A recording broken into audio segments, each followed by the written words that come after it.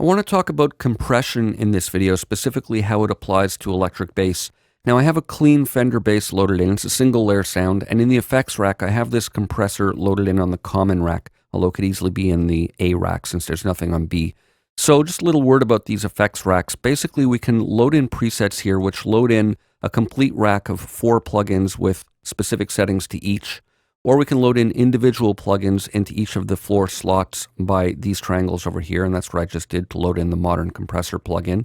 And we have presets from these drop-down triangles on the side, presets specific to each plugin. So here I have the modern compressor plugin, and I have an electric bass part programmed up, and I want to play you what I have, and I have a little graph here that's going to allow us to watch the waveform. And I want to play the part as is now, and then we'll look at it a bit more closely.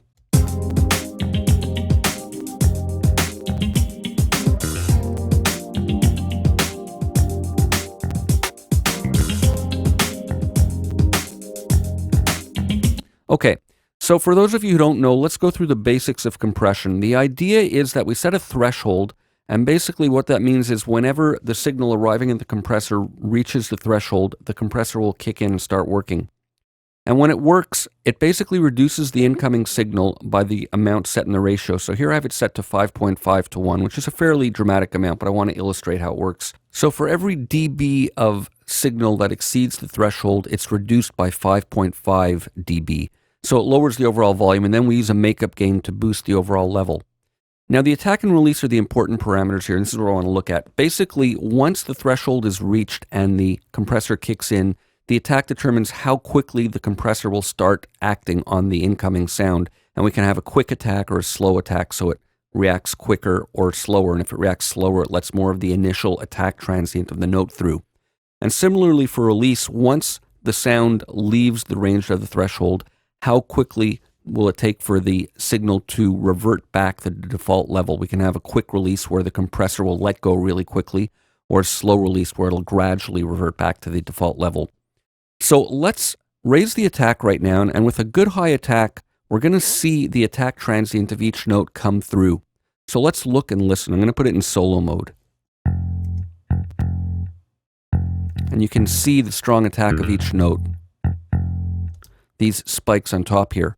Now, if I do a quick release, let me lower that down. With a quick release, we're going to see the compressor let go quickly, and the sound will revert back up right after the attack is reached.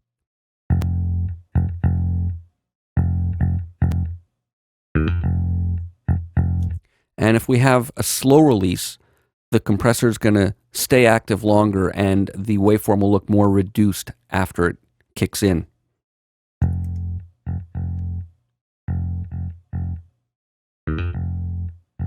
So it's staying quieter longer. Now, if we have a really quick attack time like that, what'll happen is the initial transient won't pass through, the compressor will kick in, and it'll reduce it. So we won't see that spike, that strong definitive attack at the beginning of each note.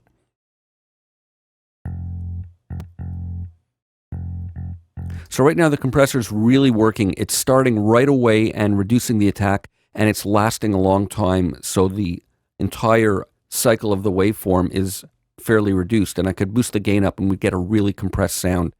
Now if we lower the release and we have a low attack, what happens is you have to be careful, especially with electric basses. You can get distortion. This compressor included, and a lot of compressors will distort with too short a release time.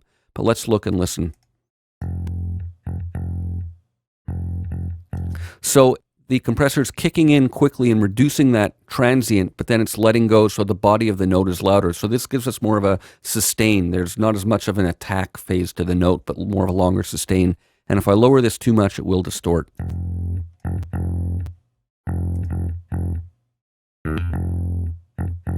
It's just the nature of compressors and bass.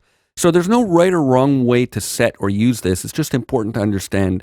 Personally, for me in general, I like having a relatively slow attack because I want to hear the initial attack transient, especially in a part like this. I want to hear that solid note on.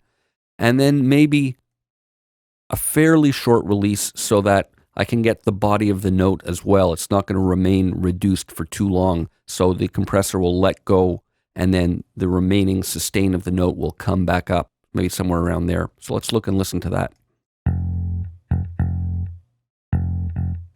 To me, that's pretty natural sounding. Let's listen to it in context with the arrangement.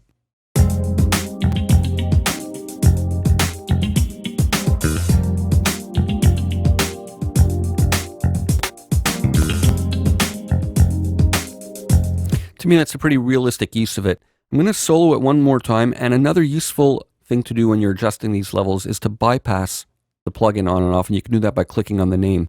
So let's listen to it with it off, and then I'll toggle it on while it's playing. And now on. Off. On. So with on, I can hear the attack is a nice strong attack, and then the remainder of the body of the sustaining the sound is tapering back down. To me, this gives a nice, tight, funky kind of quality to it. It's a subtle effect, but it's good to A-B it on and off like that. So those are some ideas on how to use compression on electric bass. See you for more in the next video.